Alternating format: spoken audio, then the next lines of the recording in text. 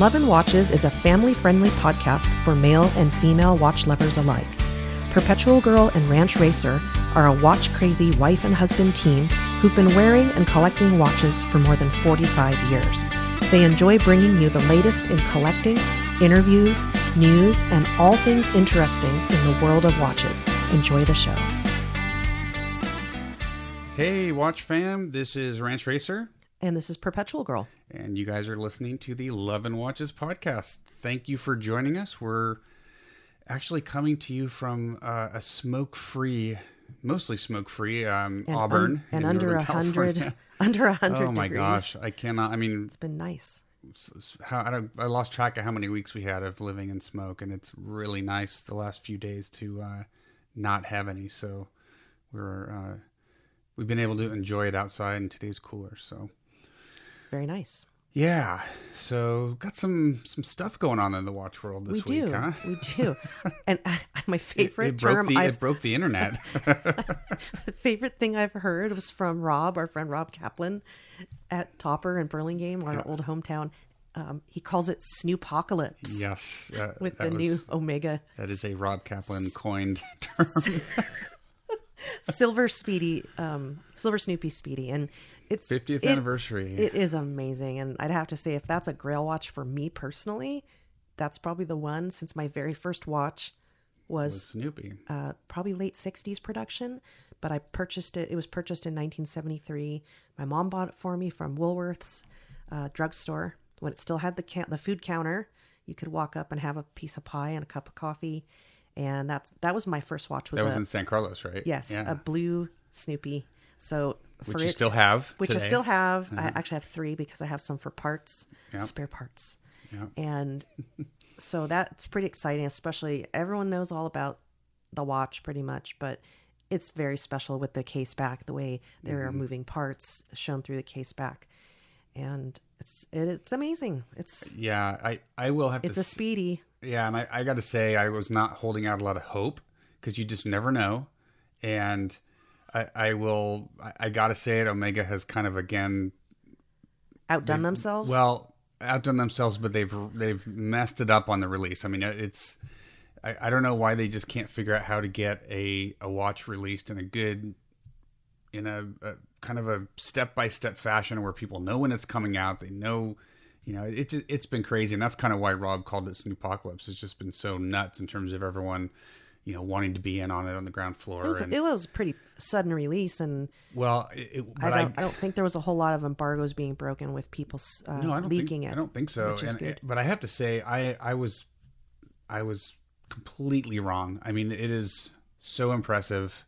I really liked the second one that they did 5 years ago, the white dial with Snoopy in the 9 o'clock subdial. But wow, I mean, I love blue, and it's got the blue accents and the bezel, and that case back is just amazing with the Earth spinning and Snoopy coming over the moon in his CSM. I mean, they really, really knocked it out of the park.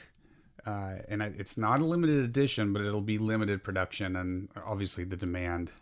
You saw a lot of people posting that it was the day that Omega broke the internet, right? It's just so the 5th was so crazy with everyone going nuts over this thing, but it really is. They really did a phenomenal job. Yeah, I'm excited. Phenomenal.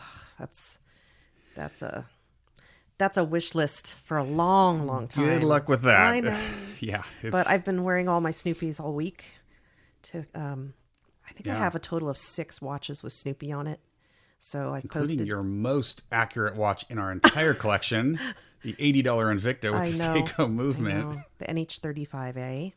Incredibly plus accurate. or minus less than 1 second a day the last time I checked. So yeah, and it was $80. It's impressive. So it just goes to show you can get some. You can get lucky. You can get some good accuracy. Yeah, if you're lucky. I think that was luck with that one. Oh, that was full on luck. So, but yes. So that was that. That was the big news for this. I don't think there's really anything else. There's always something on Watchville when I go to set my watches if I need to. We don't really cover most of that. There's plenty of media showing news, so everyone sees it. But we had to talk about this. We I mean, did, just because it's such a personal huge to event, us. and it's a huge event. I mean, my most favorite cartoon character ever. So it's neat exciting. Watch. Neat watch. I can't wait to see one. I know.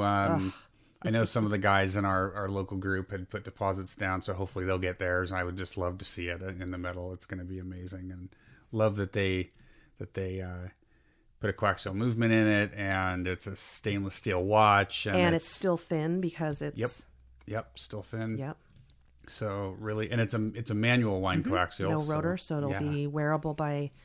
It'll be definitely wearable by a lot of people, a lot of different wrist sizes, which is something where we always talk about on this show, because between you and I, we span very small wrist to very large wrist, which makes that kind of fun. So, and it's one of the few 42 millimeter pieces that you're able to wear that, because of the lug shapes and all that stuff, you wear my professional, and the lugs they don't hang over the edge. Looks great on we bought a new white, like a kind of a rally. Yeah, like a nylon that just looks fantastic on it. So, yeah, so we're looking forward to seeing that one when they start rolling into dealers. So that's it for the news. I'm going to throw it over to you. We have a very special show today. We do. And you're going to introduce it. We're not going to go too much more into any other details, but we did mention our friend Rob over at Topper in Burlingame. And Ranch Racer and I, we were born and or raised in the San Francisco Bay Area. And we now live about, a couple hours from the peninsula. So you've been going to events there for, 3 years or... 3 or 4 years. I mean, I've been going to them for a while. And we've been talking about trying to do either a live podcast from there, but just our timing has not been good, and traffic is horrendous all the time. So it's just been kind of a balancing act, but somehow the planets have aligned. And Rob actually approached us on doing a podcast to release when this podcast actually drops on Friday morning. Tomorrow morning, because we're doing this right before. There will be a new release that they are working on. They've already talked about it on their website, on Topper website. There's been some teases There's out been there. little teases, but and I don't want to tell you about it until we get to Rob explaining it. But he approached us to have the podcast with him to introduce it. So we're really honored that he was, that he did reach out to us to do that. And we are going to have a lot of fun because we're all from the area. We, all have our own stories about it. So it's something that's close to our hearts, the topic. And if you've been watching, anything having to do with releases Friday with Topper, you'll know that it does have something to do with Oris. So we will let Rob tell us about that. But it was so much fun talking to him. And, it really was. And he's a Bay Area guy. So we had so much to talk about, especially around this release. There's some really special stuff involved with this release, aside from it being an Oris. If you live in the Bay or you grew up there, you'll get it. Yeah, for sure. You'll get it. Yeah. And it was a lot of fun. And Rob's just such a good guy. I always enjoy talking to him, and we're always texting back and forth on something. And we're watch brothers. We both have, the Grand Seiko SBGA 387 Kurizuri dial, which is what I'm wearing today. And you're wearing your Oris today. I'm wearing we do a wrist check on the show with Rob, a really brief one, but I'm wearing my recently acquired Oris Aquas with the white ceramic bezel, and it's it's almost a 37 millimeter diameter, and it's based on a SW200, I believe, movement. So they call that the Oris 733. This watch also comes in a 43 millimeter, I believe, in the white. So they kind of call this one the ladies, but it's, it's for anyone that wants a smaller dive watch. Exactly. It's a great size. And I wear it a lot. Smaller wrist. I wear it a lot. It's really pretty and waterproof. I trust it. So it's one of my more worn watches. Yeah, and we've bought a few watches from Rob, and these are two of them that two of the nicer pieces that we've bought from him. I bought 1 or 2 Casios, I think, and some other stuff, but so we thought these would be good watches to wear for this podcast. So anything else you want to say about the release or anything, or should we just Nope, let we're Rob? going to let Rob tell us all about it, and there's going to be plenty out there. Once the embargo's done in the morning, you're going to be flooded with press photos. So yeah, you guys, you'll already know. You'll probably have already seen the watch, because this podcast will be hitting the internet within a couple of minutes, probably, or a few minutes of when Toppers post their announcement. So yeah, so hopefully you guys will enjoy it. You get to hear the whole skinny on how this all came to be, and the partnerships involved, and it's really a great story. And again, it's just always fun talking to Rob. So yeah, with that, let's go chat with Rob. All right. Cool. All right, here you guys go. This is our chat with Rob Kaplan from Topper Jewelers. Enjoy. All right, and here we are with our friend Rob Kaplan from Topper Jewelers. Rob, welcome to the show. Hello. Thanks so much for having me. Absolutely. We've been talking about this for years, so it's great to actually finally get it done. We know you've been on some other podcasts, but known you for a while, and it's fantastic to have you on the show, and got some really cool things to talk about today. So I feel like it's destiny that we've waited until this moment, because I think this will be a totally like cool, different exchange than we would have had talking about anything else than what we have to talk about. I agree. Couldn't agree more. So yeah, I'm really excited. Yeah, no, the timing's perfect. So I know I'm going to assume that a lot of our listeners have heard of Topper Jewelers, but for the benefit of those who haven't, why don't you give us a little bit of background on the store? It's in Burlingame, California. It's where PG and I both grew up. So, I mean, I spent a lot of my childhood in downtown Burlingame when it was just a podunk little town. It's much different today since Silicon Valley exploded. But yeah, Burlingame was the nice suburb where just people who didn't want to live in the city would live. Yes. in the pre-tech world. It was just one of a number of nice suburbs. And I grew up in the pre-tech world. I grew up in San Carlos, which was like Mayberry comparatively. So we ventured out to San Mateo and Burlingame was very popular. Yeah. And I had grandparents in Belmont and San Carlos, and we used to spend, especially with my grandparents in Belmont, we spent a lot of time in downtown Burlingame. And what's that bakery across the street from you guys? The Danish bakery. The one right across the street from Topper is the Cakery, but the famous one is Copenhagen. Thank you, Copenhagen. Yeah, forever. Yeah, and that used to be just one tiny little store, and now they've expanded out. I think, it's huge now. It's like 2 or 3 stores wide. So. And I think La Piñata is gone, right? I don't know. R.I.P. La Piñata. Yeah, that was a very, very famous, popular Mexican restaurant that we miss. Yep. Yes. Yep. So Burlingame is the place where is the only existing Topper Jewelers. It's been Topper Jewelers has been in the same location, 1315 Burlingame Avenue, since 1991. But that's really not the origin of Topper. And we're going to be talking about a project that sort of daydreams back a little bit on, just sort of daydreams back on the previous era of Topper. So Topper was started in 1940 by the Topper brothers. In the very late 40s, it was sold to my great uncle. In the stores were stores in Modesto and Merced. So for those listening that aren't from Northern California, when you think of Modesto, the most famous iconic image of Modesto, especially around that time period, is the Francis Ford Coppola movie, American Graffiti. Mm-hmm. So a real true Americana town, drag racing, big agriculture business. Topper Jewelers had stores in downtown Modesto and then later Merced. My father went to work for my grandfather in the early 60s. My brother went to work for my father in the early 80s. I started working there around 2000. Around that time, we were winding down sort of the Modesto Merced operations of Topper and really focusing on the Burlingame store.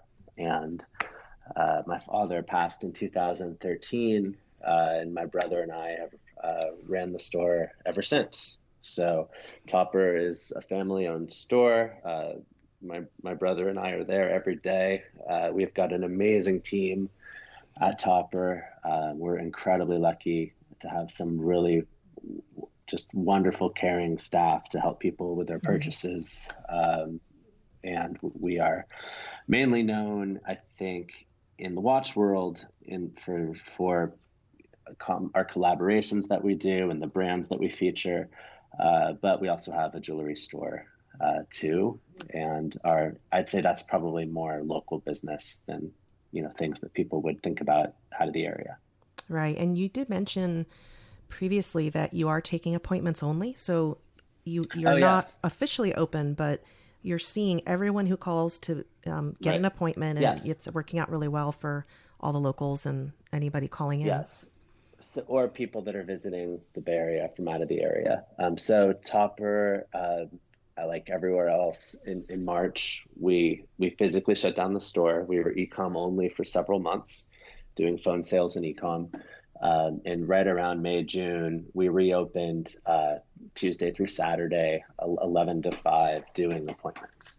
So we do take same day appointments, but just, for the safety of our staff, we just want to make sure that we can have everything in control. That you remember, Topper seeing these huge packed Watch the Bay events, Yep. having 70, 80 people in our store. Right now we're trying to limit it to 5 or 6 people at a time, scheduling out appointments beyond that, and just trying to get through it, give people as good an experience as we can, and, keep it safe for everybody. Now, you guys were already prepared. I mean, you were prepared for this because you've had an e-commerce presence for a long time. And I think that's why a lot of our listeners have probably heard of you guys. You're very well known in the watch community. You have a huge, literally half the store is watches, and right. And you've got and it runs the gamut from Casio up to Grand Seiko and Blancpain. I mean, you kind of cater to Moser. Yeah. Oh yeah. And Mount Mosier. And you guys you cater to every type of watch collector. So I'm assuming that this is, obviously retail's been hit really, really hard with all this, but has that helped you guys already having that presence and having, a lot of customers and fans that have been buying from you in that fashion for quite a while? I assume that's helped you guys out. Oh, absolutely. And we're incredibly grateful for the support we've had from the community since the shutdown started. And especially, I think at the beginning in March, April, we would have customers calling to buy things practically just because they just really wanted to just help out and get something, it seemed, just as much as wanting the item. And so, all the years we've spent, on watch forums, sponsoring watch forums, all the events that we've done, all the special editions that we've done, I felt like, we haven't had a new release come out in 2020. So, what we've been selling has been, since COVID started, has been, products of our partners, and people have been very, very kind to us. And so we feel incredibly, incredibly fortunate. And I think without this kindness, we wouldn't be in a position to be talking about, both the project we'll be talking about later and the really fun philanthropy part that we'll be talking about. So yeah, I think that's. I'm sorry. Go ahead. Go ahead. Sorry, dramatic pause. But we're incredibly grateful that the community has supported us as much as they have, because I think it's going to enable us to become a much more interesting place as we transition to next year. Wow, that's awesome. And the watch collecting community, it is a very tight community anyway, and the fact that you guys have such a great presence out there, that's awesome to hear that your customers have been there for you guys as well. And with the shutdown, absolutely. There's a little tiny bit more time for the store to possibly think of what can we do. We're shut down. We're doing our normal phone business, e-commerce. Mm-hmm. You've had a little bit of time to think about philanthropy, of course, and that's something we're going to talk about today in a little bit more detail. So would this be a good time to ask you if you have anything planned for that? Oh, the philanthropy part? Yes. Yep. Well, yes.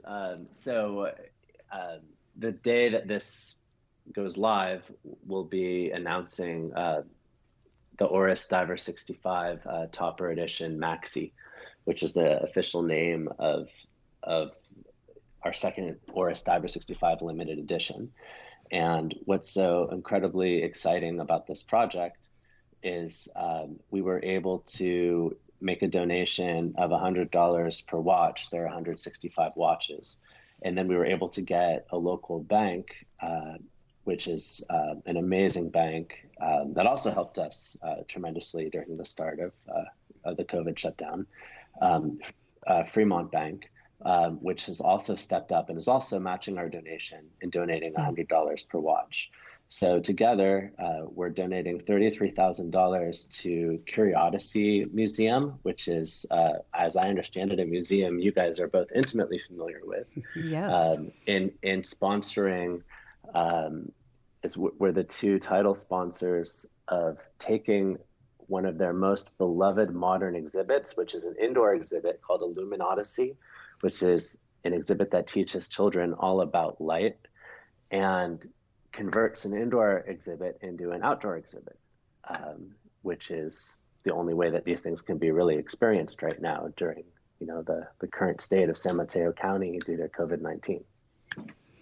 And that's going to be really interesting because you're taking, light, this exhibit, which is all about light. Yeah, light, color, and bringing shape. it outside. And I know it's going to be challenging, but I do want to talk about, we're going to talk a little bit more about the actual watch itself. But before we do that, sure, let's let our listeners know what this place is all about. And I'll just quickly kind of set the stage. So you've got the San Francisco Bay Area, you've got Burlingame where you guys are at, which is maybe, 20 minutes south of San Francisco, maybe even a little bit less.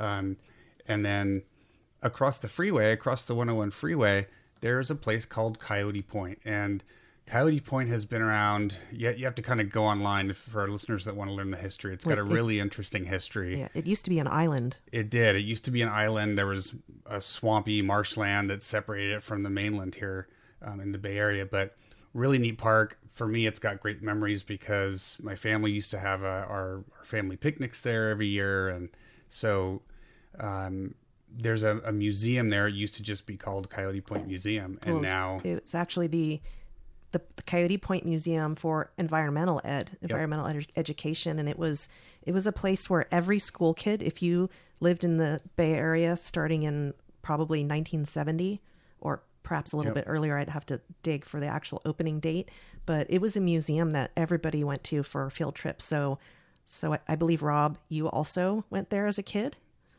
Yeah, I went to summer camp there. Yep. And I think we did a field trip too, but my mom would always take me too. So I probably went there 40, 50 times as a kid. Yeah, my parents had season passes. And oh, that's great. That's great. Well, and you take your kids there. I do. And that's what really made me think of doing it was, I have a daughter who's on our Instagram channel. She has her own highlight.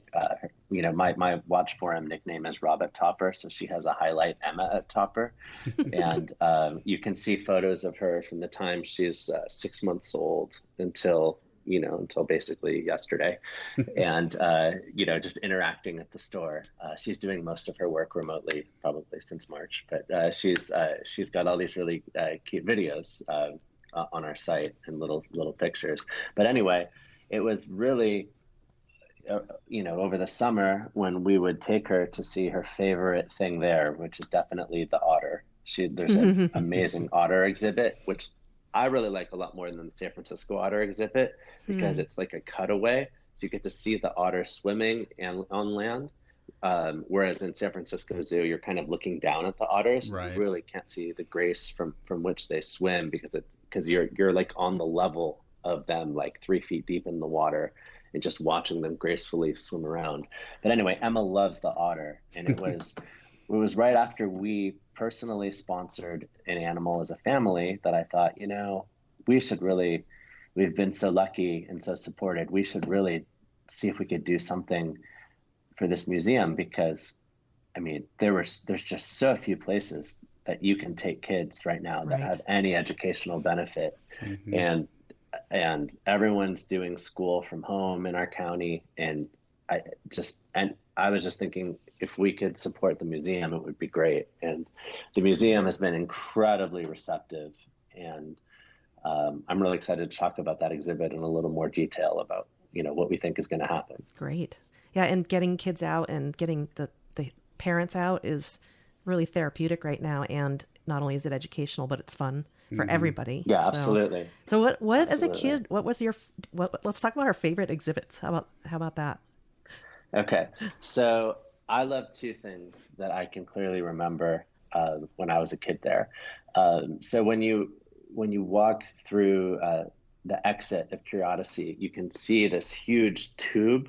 And that tube, I think, is the exit ramp for a huge glass beehive that they used to have. So they had this huge beehive that you could just walk up to, and God, they had thousands of bees in this thing. And I just remember those, just watching them trying to find the queen, which was not easy with a 6-year-old mind. But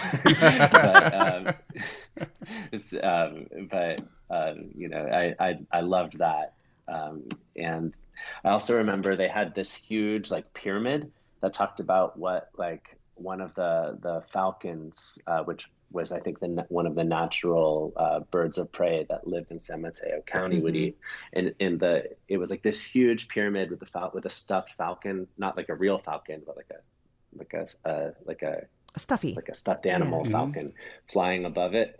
And the pyramid represented every animal that this falcon would eat in a year. And it was stuffed animals of mice and snakes, and it was and gophers. And I loved looking at this thing. So I love this museum because it's not it's not filled with glorious exotic animals, but it was filled with the animals that you would see if you went walking, by the creek or the canyons of Burlingame, or Water Dog Lake, exactly, Water Dog Lake. It's filled with the animals of the peninsula, and it really gave a kid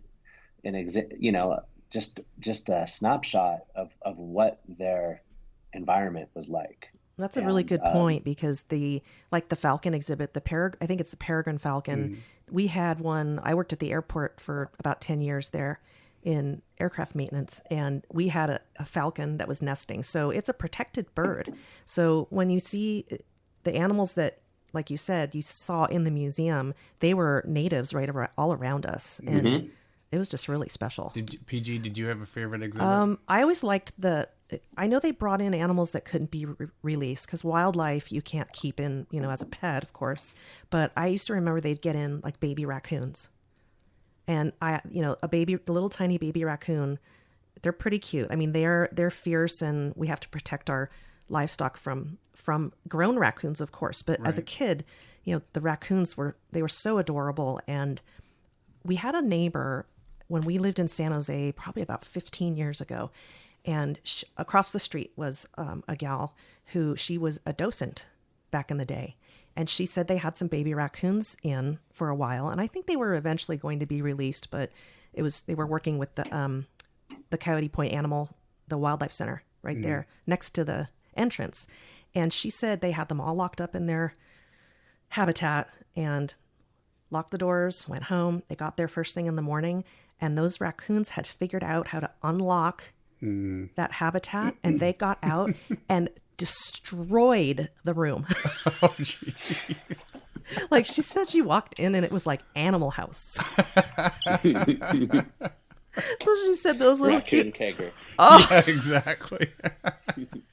She said it was the funniest thing ever, because it's these innocent little, raccoons, and they just destroyed. They can open pretty much anything, right? And they figure it out. It's funny you say that, because they have these cams that show so it's not only like an environmental museum, it's also a functioning live zoo. So you know, there are exhibits of different animals, and they have live cams of different animals, and there is a raccoon exhibit, and they have 4 adult raccoons that are there. And one of my early ideas was watching a live cam of a raccoon during the day isn't really all that exciting, because you said, as you know, as your story points out, the raccoon fun really starts at night. So I had this idea of, well, what if we had like a nocturnal raccoon cam? And so creating a camera for raccoons that the raccoons couldn't access and destroy through their cleverness would practically have cost almost as much as a Loom Odyssey. So. Yeah, back in the day. Nowadays, not so much. My story was pre-cameras. I mean, this was like probably late 70s or 80s. Yeah. But yeah, no, we have a camera in our goose barn that works at night. So have they got a night cam in there now? No, that was my idea. But they were like, to set up a raccoon-proof night cam, do you know how expensive? It would just be so expensive, yeah. Like it was like, the cost wasn't going to be all that different than the exciting watch-related project we'd ultimately come to. Right. But, it was. I mean, they're feisty, those raccoons. They are.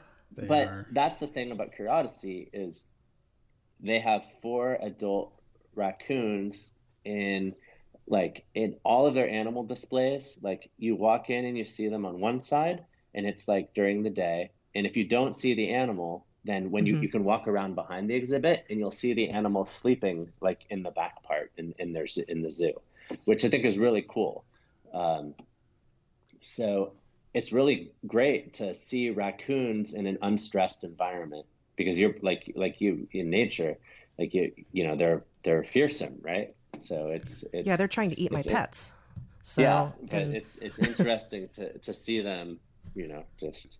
Well, and if you live in the city, most people live in the city, they associate raccoons see them with coming out of the sewer. Yep. Yeah, exactly, right? That's such a bizarre thing or to see. tipping over the garbage can, or, you know, whatever it is. But it is, I mean, you really hit it. That's the whole point of that museum, is that it brings you closer to these this wildlife and these animals that are all around us that most of us probably don't have a clue about, right? We don't understand. And this museum's been doing this for, you know, decades. 40, 50 years. I mean, they've been there for so long, and they've been educating kids in the Bay Area for that long. And it really, I mean, I could reminisce about Coyote Point and the museum forever, but what does a watch have to do with this museum? Let's talk about that, and let's talk about the watch itself. Well, let's talk about a Loom Odyssey first for just a second, and then we can kind of close the book on it and talk about the watch. Because so anyway, in this attempt to teach kids about, you know, different elements of light, you know, watches, of course, you know, have phosphorescence, which is really one of the, you know, principles that I think the Loom Odyssey, the light exhibit, teaches about anyway. And so as part of our sponsorship, they are actually going to include exhibit about watches into a Loom Odyssey. So the exhibit team is incredibly excited. We don't exactly know at 100% how they're going to do it, but I think they're going to I think they might have like a huge 6-foot projection of like a watch face, like a giant illumination, and then just some description of just how the process of Loom works. And so I just think it's, you know, back to Emma, my daughter, this is, you know, a way to, you know, start Emma getting customers young. So, well, there's such a legacy of different looms dating back, you know, to the beginning. So, right. Well, and the actual Illuminosity exhibit, it sounds amazing. I mean, I sent you some pictures of it. You did. Of the indoor exhit. It looked beautiful. Like, kids get to walk around like with multicolored lanterns. They see. I just think it's good. It should be really great. And it's not just going to be in the zoo area. They're going to expand it a little bit closer to the water. So I'm not exactly sure what it's going to look like, but I just think I'm just really excited to be part of it, to be, you know, creating just some place where people can take their mind off of things and, you know, kids can learn something. I just think, you know, I just think we're just so lucky to have found ourselves into this project. So, well, and it's close by too. I know back in the day, before the Exploratorium moved out of the Palace of Fine Arts, that was also another place to go. But that was a little bit of a effort to, you know, to get into the city, into the marina. But yeah, I mean, as the peregrine falcon flies, it's probably 1.5 miles from the store. Yeah, you guys are very close to it. Yeah, and having something that local, I mean, you're literally right across the freeway, so it's just something that's been there for so many people for so long. I totally understand why you would want to give back, and wish we could go. When it opens late November, correct? Loom Odyssey. Yeah.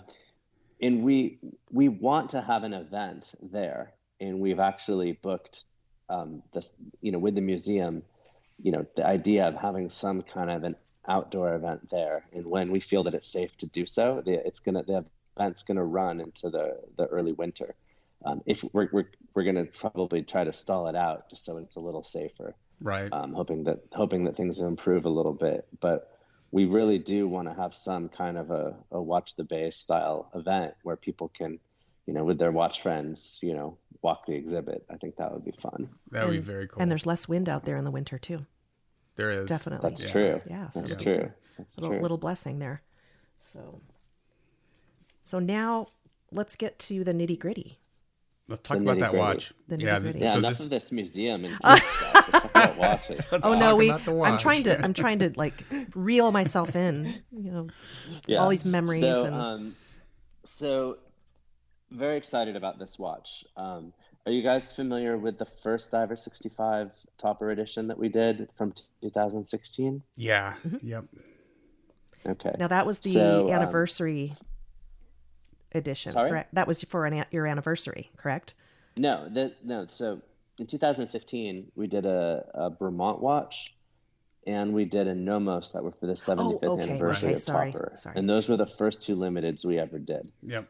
And so what made this watch incredibly special to me, and a watch that I think is probably the most important one that we've done in terms of its influence on other projects, was we didn't really make this watch about us at all. Instead, we were just trying to take an existing dive watch that was really awesome, which was the 2015 Oris Diver 65, and then come out with a version that we felt like really spoke to a lot of the feedback that we heard from collectors and would be really interesting to them. And this watch really wasn't about Topper at all, or referential to Topper. It was just a watch that, you know, we wanted to come out with and make. And so if you looked at how it compared to the original, I mean, the biggest thing about it was it didn't have a date. So it's the first dive watch in Oris's history that didn't have a date, which is even going back to the 60s, all of their pieces had dates. You know, the bezel of the original Diver 65 was entirely black. The watch said anti-shock on it instead of the water resistance. So when we designed the watch, we did this combination of trying to have best of breed features from the 60s, and we also tried to bring it a little bit closer to the source material. The best of breed features of the 60s would be, we wanted the watch to really have that perfectly symmetrical 12.693 that was completely uncut by a date wheel. So a person could look at this incredibly funky shape, and it would almost be like a Longines Legend Diver, which was, you know, the hottest watch that we had of that type, which was really popular maybe 2 or 3 years before that, in like 2011, 2012, where, you know, you had those four iconic perfectly symmetrical numbers. And we heard customers give us the feedback about how they really liked the watch, but were sad that only the date model was available. Mm-hmm. And then, you know, we combined it with some 60s features that we really liked. Like, We really liked steel bezels. We thought that the funky shape would look really good with a steel edge bezel as opposed to the completely black bezel, which was going away from the source material. So through this sort of mismatch of things, we sort of, we convinced Oris to make this 100-piece limited edition. And it was the first of all the limited edition Diver 65s. It was before the Hodinkee watch, the Rake Revolution watch, the Timeless watch, the Red Bar watch. Mm-hmm. And it was probably our fastest sellout that we've ever had. And kind of launched this limited edition Diver 65 genre. And now we're revisiting it. And a lot of people are going to, when they see this new watch, they're going to compare it to the original that you guys did in 2016. But there are a lot of very important differences in terms of the Loom, right? And that's the blacks. And so talk a little bit about that. What's the thought process? I hope people can compare it to the original watch. Yep. Because I think that it takes a lot of the choices that we made on the original watch, the font treatment. I love the font. the colored tip secondhand, the pip, the colored pip on the bezel, the anti-shock, the jewel count, all of these choices that were made on the original, and it sort of reimagines an experience of imagining the watch as sort of a daydream of, well, what would it be like if this thing was new in 1965? What would it have been like to walk into a Topper Jewelers in Modesto, California in the 60s? And what would it have been like to just walk in and pick this thing up? Not a pure daydream, because there are things about it. I mean a pure daydream, but not like a literal like recreation of something. Because this thing didn't exist in the 60s. But to also differentiate it from the original, and also to provide something for everyone who wanted an even bigger look, we've decided to make it a 42 millimeter case instead of a 40 millimeter case. So it's this sort of new old stock reimagining in what would have been thought of then as a maxi case. Yeah. We talked to James Lambden about what it would have been like to have a 42 millimeter watch in 1965. Mm-hmm. And he said that would have put it right there with the biggest dive watches in the world at the time. Yeah. So there were maybe 4 or 5 pieces that were that big.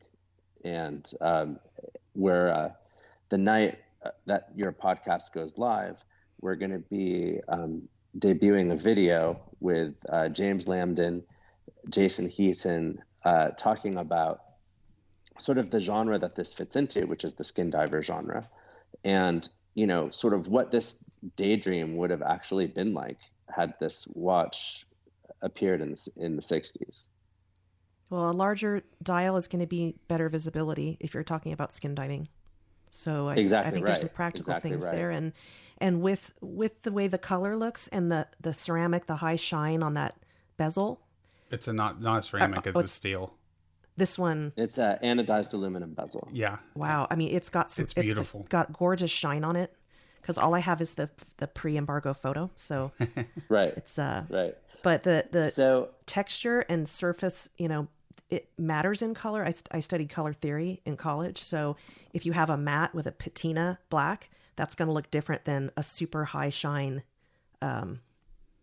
surface for even a color like black, which technically is not, it's a lack of color in the color spectrum. But and this is a really deep black. I mean, it's the way that orange sets off against it. I mean, obviously our listeners will be able to see this on your website, but and then talk a little bit about the Loom, because that's a big difference from the 2016 watch, especially since the exhibit is about the luminosity. Exactly. So every Diver 65 that has come out since 2015 has been what I like to call the found treasure genre of Loom. So if you look at it in the day, the actual glow, I think, is a secondary factor to the look during the day, and that look during the day is the look of found treasure. Like here's this watch, this funky, fun watch with these bold numbers. I think this is a style that was probably invented in the year before. Universal Genève had a watch that also had similar 126993, like big blocks of loom, and then the actual numbers are just the dial. So that the dial is framed by the loom, and imagining it as white and fresh as possible. And what we've discovered doing other limited editions is if you're going to have a watch that looks as white as possible and sort of simulates what aged radium would have looked like when it was brand new, when it was perfectly white, the best loom to use for it is BGW9 loom, which glows blue. And this would have been complete an anachronism to 65. So we asked James Lambden, would it have even been possible that there would have been blue loom in the 60s? And he said, probably not. So that aspect of it is just a little bit of a daydream of just sort of imagining this, torch-like loom in the way those numbers look in a night shot. It's really cool looking. The other thing is Oris has never done a 42 millimeter watch that has the 12963 dial. They've all been circular markers. And so what's interesting about this watch is is because it has that curved acrylic crystal, the light refraction is just a different experience than everyone who's been looking at this watch in 40 millimeters. It's a little bit easier to see all four Arabic numbers at the same time without having any of them distort. So I think that all of these things really make you think about, like you were saying, color theory makes you think about eras. One of the things that I think is attractive about it is 2020 is such a hard year in so many ways. It's just so nice to be able to daydream back to another time. And so I think that's one of the big appeals of this watch. It's it just lets you just sort of imagine, sort of the birth of dive watches a little bit. Well, we're looking back to good times, and it's just going to, depending on the era that you're looking at as it progresses, it kind of gives you some good ideas for, getting past 2020, hopefully, and using that same innovation and just looking back and being inspired by earlier eras, because that's I kind of look at watches like artwork. So these are all creations that represent an era, and right. And you're sort of creating your own now with the influences of the past.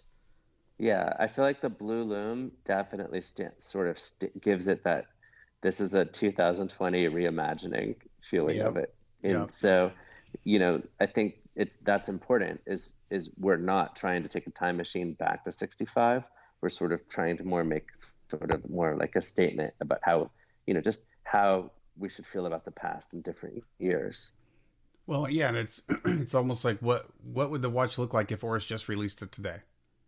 Right. Exactly. And they'd be using modern loom like BGW9, and because the whole point of loom is it should last as long as possible in the dark. Whereas you mentioned it before, the trend that we've seen over the last few years that people love, but that doesn't serve the purpose quite as well as what this type of watch was intended, is that kind of vintage loom look. It looks great during the day, but it doesn't last or glow as well at night. And I love the fact, Rob, this actually kind of reminds me, the approach you took here reminds me of the approach you took with, what was it? The White Wolf, the Zodiac limited edition that you guys did, right? Where it had the same, but this is blocky... a little different than that, because that used BGW9 loom too, but that watch was all about bezel fade.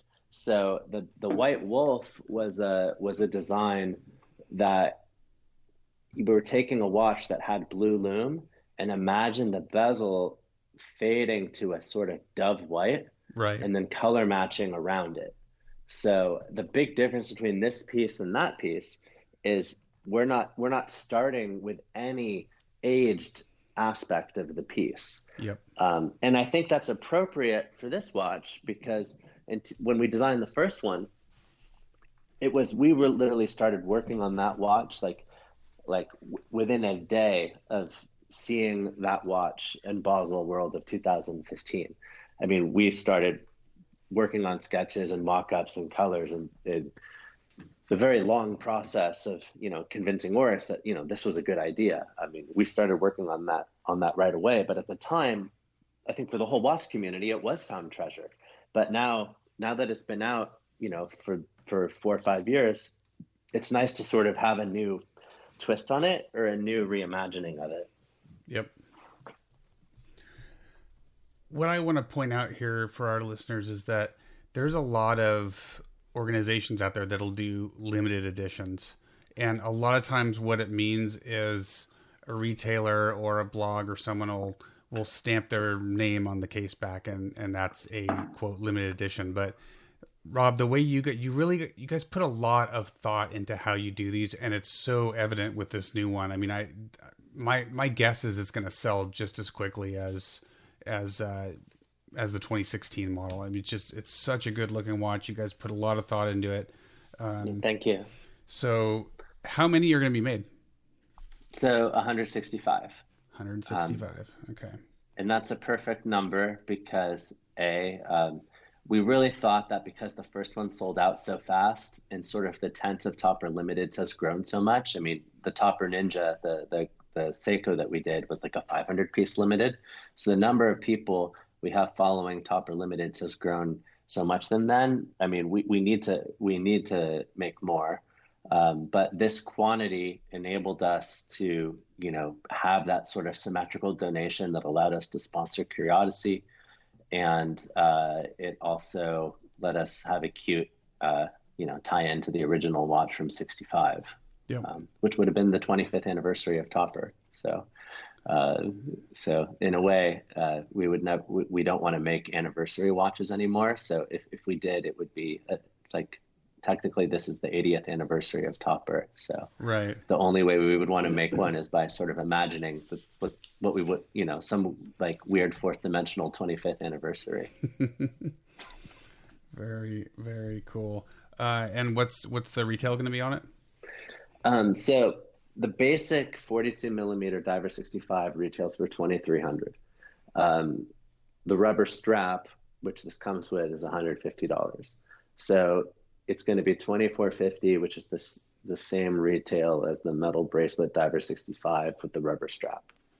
Wow, that's awesome. And this comes with bracelet and the strap, right? Comes with bracelet and tropic style strap. Very cool. Very cool. And I'm wearing, I don't know if we're doing a wrist check or not, but I'm wearing the original Diver 65 and, for sort of spirit for this conversation. Mm-hmm. And I've only worn mine on the tropic strap. So I love it on the tropic strap. I'm actually wearing my Oris Aquas that you helped get. Yes, as a surprise for me. The white one with the ceramic, and this is the ceramic bezel on this one. And I love it. And that loom is fantastic. I wear this watch a lot. You wear that constantly. I do. I do switch to other watches, but great looking piece. I wore this one to the ER last night when I had a little issue with smoke with forest fires. But this is it's a fantastic piece. It's so beautiful to look at. Well, your pitch is perfect. You'd never know. Thank you. That you were battling Beijing Air for the past. Yeah, right. I've seen that. Or actually Beijing X3 Air, because it's been a lot worse than typical.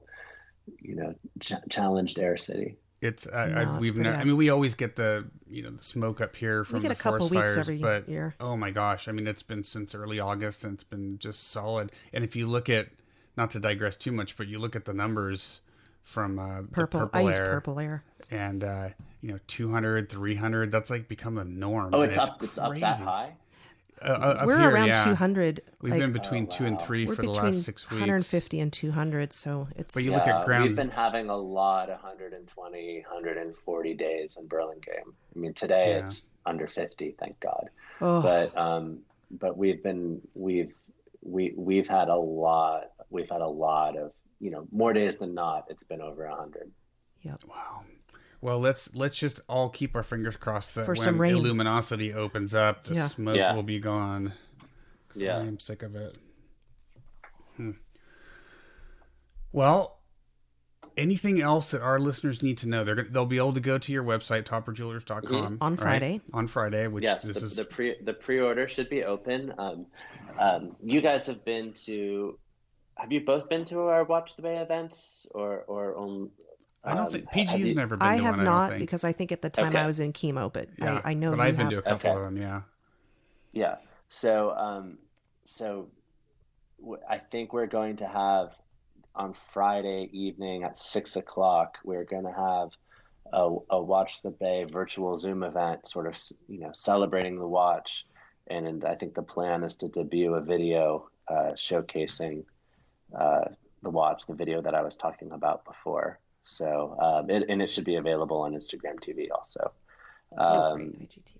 But no, I mean, I'm just excited about it. I'm excited that I'm so excited that you guys have such a personal connection to CuriOdyssey. I think or Coyote Point Museum. I remember the first time I heard it was called CuriOdyssey and not Coyote Point Museum. I was like, "What? Why Curiosity?" Is that new? Is that a different building? Yeah. But yeah, it's a great place. Dagbert, who is a big, incredibly important, on the watch Northern California scene. He does bike races at Coyote Point. People play golf there. People go there just to watch the planes land for SFO. People watch the windsurfers and the kiteboarders. It's just such a cool spot. And if we're going to try to have an event in 2020, I mean, there's no better, breezier outdoor space that I can think of. They have multiple daytime Yeah. campgrounds with picnic tables, and those trails go all down the peninsula. We used to ride our mountain bikes on them, and it's a pretty amazing place that a lot of us know of. Yep. No, it's a great place, and I love what you're doing with the partnership with the museum. It'll always be the Coyote Point Museum to me, but with CuriOdyssey, it's such a neat partnership, and again, you guys have put a lot of thought into this. So, and we're very grateful to Fremont Bank for helping. Fremont Bank is generally known as an East Bay bank, and they're really expanding their footprint in the Bay Area to the peninsula, opening branches, and I think they opened one in Mountain View, and they're planning on opening one in San Mateo. And so, for a bank that doesn't even have that big a presence where this museum is, we're just incredibly grateful to them for helping us, matching our contribution and helping us make this sponsorship happen. So that's awesome. Good on them. yeah, for sure. Well, and keeping this museum open is so important right now because we lost so many parks with the last fire up along Skyline there and to the ocean. I mean, all the campgrounds we used to camp in when we were first married they're gone, and I'm sure a lot of their wildlife centers at each campground are probably gone. So that was a taste of the Santa Cruz Mountains right down in the middle of the peninsula. So I think keeping things like that open now are more important than ever with small businesses closing. And, we have to keep this kind of stuff, keep this history. Couldn't agree more. Yep. Well, I mean, I can't believe it. We're actually approaching 50 minutes. The time always flies when we have a fun guest on. What else? Thank you. Is there anything else you would like our listeners to know about the watch or your organization, the store? I mean, we've talked a little bit about what you guys are and your Watch the Bay meetups where that store gets packed with crazy watch fans. You've had Master watchmakers from Grand Seiko. You've had G-Shock. famous stars there. I mean, just all kinds of fun stuff. Hopefully that'll all come back. But anything else you'd like to leave our listeners with in terms of the store or your projects? Yeah, so I think that Oris is a limited edition that we're doing with an existing partner. The last limited edition that we did was with Laco, and that was a watch that we did where we really just wanted to do a watch that was a specific sort of concept, and they were the best ones to make it. So I'm just going forward. Don't be surprised if we look again to new places for inspiration to do limited editions that are beyond our profile. So I think we have 4 projects that are currently in the works. So expect to see a lot of releases from Topper over the next 6 months, and probably more than one probably 2 more by January, February, and possibly 3. Oh, that's awesome. Well, and it's just going to have just another great excuse to have you back on the show. And I love hearing about the people giving to an organization or a charity that gives back to people. And yep. I'm a little bit involved in animal rescue and fostering. So I love hearing stories like this, to hear about anything where you're giving back. And that's my passion, aside from watches. Yep. So. Oh, good. Yep. So for any of our listeners, especially if you're in the Bay Area, but if you ever come out and visit, obviously until the store reopens, give Rob a call at Topper. You can go to topperjewelers.com, get their phone number, give Rob a call. You could spend so much time in there. The watches are phenomenal. From, like I said, from G-Shock and Seiko to Grand Seiko, and I think you guys have Glashütte original, right? And Hamilton lunch. Yeah, I mean, just all kinds of Glashütte, and of course our anchor brand is Omega. I mean, we have one of the biggest Omega displays of any independent dealer. Yeah, so. It really is. If you like watches, there's not many better places to go to see just so many great brands and talk to some folks that really know. I mean, that's the one thing I've always loved about coming down there and talking to you, Rob, is that you really have a passion for watches. A lot of jewelry stores you go in and no one has a clue about the watches in their cases. You guys, it's a focus, and it's why you're so well known within the community. And I just highly suggest that any of our listeners that haven't been there, get over there, call Rob and go check out what they've got. It really is incredible. I got my Grand Seiko there. We got, PG, we got your Oris there. Mm-hmm. So many great. We have the same Grand Seiko. Yeah, we do. That's right. Yeah, that's right. It's the I got that was the Grand Seiko. We're talking about the CuriOdyssey SBGA 387. That was the watch that I got to celebrate the birth of Emma. So that's right. Yeah, that's right. That was the one we saw the prototype of in Las Vegas at Couture Time. Yes. Yeah. Yes. Fantastic. It's such a beautiful watch. It really is. I mean, Grand Seiko, and until you've seen one and actually held it and looked at it under a loupe, it's hard to understand what amazing pieces they are. But that's just one of the amazing brands that you guys carry. So, Rob, thank you so much for your time. We know you got a football game to go check out. I just go Niners. Go Niners. Oh PG, my gosh. Did you have something else you wanted to cover real quick? Just that it's so exciting to hear about that you're giving back to something that's been such a huge part of all of our lives personally, and that something like this will stay. It'll help it be there for future generations who, are going to get the chance to go there and learn and have memories. Yeah. Yep. So yeah, we wouldn't be able to do anything if it wasn't for the community. So we're just again incredibly grateful. Awesome.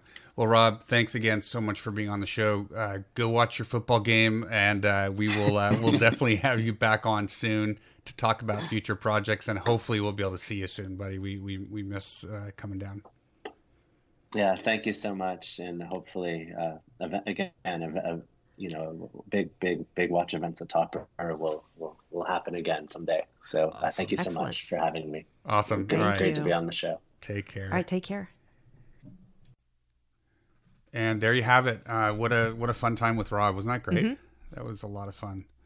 What do you think about the watch? I mean, I'm excited. It's larger than the last one. It is. So it is larger. It's, for some folks that might be a turnoff. For me, it's not. It's 42. I still think is a fantastic size for a diver, and it's got all the vintage nods, the loomed up 3, 6, 9, 12. That's what I love about it. Is like he said, it's sort of like finding the watch in a chest or a somewhere hidden, and you would pull it out, and what would it look like if it were brand new, like released? Or yeah, exactly. if it were released today, how would the looks change, and how would the design be updated for today? Yeah, and I love what they've done. I mean, they moved away from the vintage loom on their first one to the modern blue. Yeah, the blue what is it? BGW9 blue loom, and which that's my favorite loom. Over the green. And that's on my Aquas. Yeah, yeah, and that's what Rolex brands their own, but that's essentially what they do. It's a blue on the Submariner, but and I also like the orange tips, the accents. Yep, the orange pip on the bezel. I think that's really nice, because a lot of those bright neon colors are in the Illuminati exhibit, so I think that's a perfect way to show that, along with all the shine on the black, which it looks like ceramic. It's so shiny. Yeah.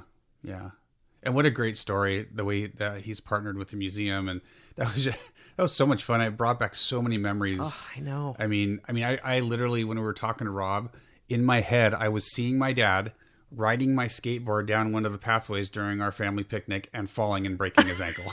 I mean, I was literally seeing that in my head. I just remember all the bee stings, but someone got stung every year at our picnic. Yeah. And you even had a work picnic there while we were still living there when we were first married. Yep. You had a big company picnic, so it's a landmark, and it is. You see it when you come in, flying into San Francisco Airport, and you see it when you're driving on the highway. Well, at least you used to see it. There's a lot of big buildings now, but it's definitely a local landmark, and everybody's been there, and every kid has gone to that museum. I can just see all the dark wood in my, when I think, close my eyes and think back, it brings you back. So it's wonderful that's going to be something that is being focused on to preserve for future, because it's been there so long. And Yep. And just what a neat way to incorporate this partnership and the watch into the exhibit with Loom on a watch. I mean, it really is. It's a perfect. I think it's a marriage made in heaven in terms of this piece, and Topper Jewelers, and with their history, it just is awesome. And it's not over the top. Sometimes you'll see a benefit where it's absolutely, they would make the whole entire watch neon orange, but this is it's staying with the style of Oris, but looking at history, looking at modern watches, and just bringing in a little bit to set it off from the other pieces. Yeah. Well, and what I love is that it's, he really emphasized this is not about Topper Jewelers, advertising themselves, really. I mean, this was almost a labor of love, right? They have a great partnership with Oris, and the fact that they could then get involved with the museum is just what a great way to do a watch release. So I can't wait to see it. It's going to be neat, and I'm sure they're going to sell out very quickly, just like their first one did. Editions. Yeah. And guys, if you're ever flying into SFO and you're got to be on the left side of the plane to see it, you'll see right before you touch down. It's maybe a minute before you touch down. On the left-hand side, you look down, there's this just huge outcropping of trees, and that's Coyote Point. You'll probably see windsurfers, kite surfers. You'll see a little marina. So next time you fly into SFO and you're on the left side of the plane, look out and you will see exactly what we're talking about. And that's where the museum's been since the late 60s. Yeah, they changed names, but it's the same museum. So now it makes me want to go. I know. As stressful as it is sometimes to drive to the Bay Area, now I want to go down just to go to the museum. We've got a lot of fun. All of our family is all still there. So yeah, yep. Cool. Well, that was a blast. Huge thanks to Rob for reaching out to us to do this, because it's just been. I've been thinking about it ever since he emailed, like, wow, the Coyote Point Museum. Oh my gosh. So it was. Yep. No, it was fun, and I'm looking forward to having Rob on again. He's become a good friend of ours, not just the show, but just a good friend of ours, and it was a lot of fun.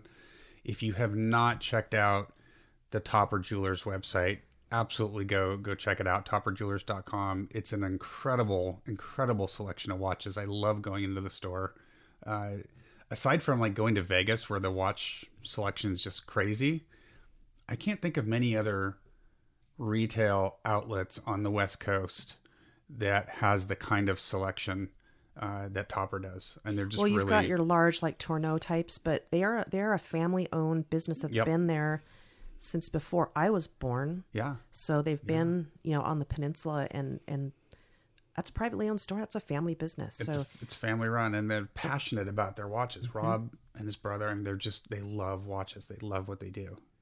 And again, they are taking appointments. If you want to go look at something, you see something on the e-commerce site, give them a call, and they'll accommodate people. They said it's a really good experience to be able to spend more personal time with people during the pandemic. So there is a bright side. There is. And obviously travel is still pretty limited, but if you are planning a trip to the Bay Area, I highly suggest you schedule some time to go meet Rob and see the store. It really is. It's an experience. If you're a watch lover, it truly is something that you don't want to miss if you're in this area. So Rob, thanks again. It was great. Really fun. Really fun. As always, folks, please give us a rating and a review if you have a few minutes on iTunes.